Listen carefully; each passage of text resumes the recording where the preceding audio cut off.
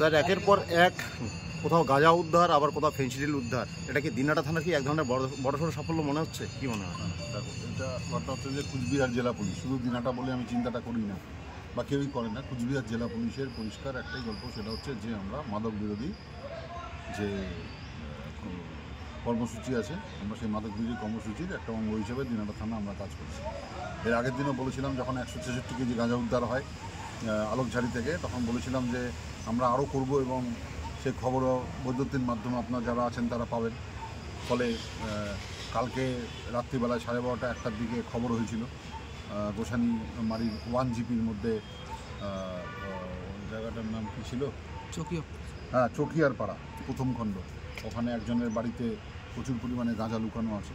Police সাথ যায় এবং ঘর বাড়ির থেকে গাঁজা উদ্ধার করে এবং দেখা যায় একটা ঘরের মধ্যে প্রায় 8 ফিটের উপরে গর্ত করা ছিল, বিরাট গর্ত, তার ভিতরে গাঁজা মজুত করে রাখা হয়েছিল, উপর দিয়ে মাটি রাখা ছিল, সাধারণ মানুষের বোঝার উপায় ছিল না। সেটা কালকে সারা রাত্রি ধরে ওই গাঁজা উদ্ধার করে আমাদের যেটা এনডিপিএস কেসের আইনি প্রসেস আছে সবটা কমপ্লিট করে আজকে সকালবেলাতে আমরা ওখান থেকে ফিরেছি। অ্যাপ্রক্স 375 কেজি গাঁজা ওখান থেকে উদ্ধার হয় এবং এই আসামিটাকে কোর্টে পাঠানো হচ্ছে। খোকন বর্মন নাম আছে তার। তারপরে তাকে রিমান্ডও নেওয়া হবে, তার কাছ থেকে জানার চেষ্টা হবে এটাই, সেটা হচ্ছে যে এই গাঁজা মজুত করে সে কোথায় সাপ্লাই করার ব্যাপার ছিল বা এর লম্বা ডেন লাইনটা কী আছে। আর এটার অভিযান আমাদের কাছে আরও খবর আছে এবং সবটাই আমি একটা করে আপনাদের কাছে তুলে দেব। স্যার বলছিলাম, গাঁজা উদ্ধারে দিনাটা থানার পুলিশ যেমন একেবারে শুরু থেকেই সফল এবং বিভিন্ন জায়গায় অভিযান চালিয়ে গাঁজা সহ বিভিন্ন মাদকদ্রব্য উদ্ধার করছে, সেটা আমরা দেখে আসছি।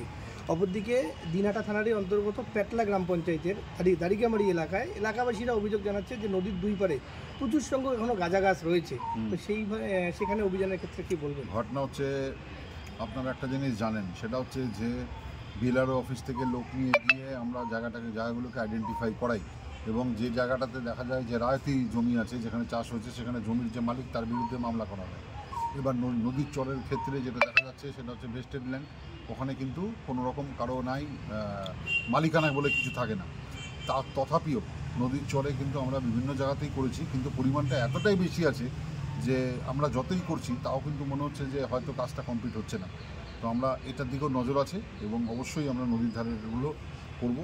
এখন যা পরিস্থিতি আছে করে দেওয়ার পরে সেটা ডেস্ট্রয় করার জন্য আগুন দিয়ে পোড়াতে হবে, যে ঘটনা করবো এই ব্যাপারে নিশ্চিন্ত আপনারা খবর পাবেন এবং আপনাদের চ্যানেলের মাধ্যমেই সেটা আপনারা সবাই দেখাবেন যে আমরা কী করছি, কী প্ল্যানিং আছে। কালকে কয়জনকে? একজনই অ্যারেস্ট হয়েছে, ওর নাম হচ্ছে খোকন বর্মন। প্রায় 375 কেজি গাঁজা টোটাল প্রসেস সহকারে করা হয়েছে, সারা রাত্রি ধরে অভিযান চলছে।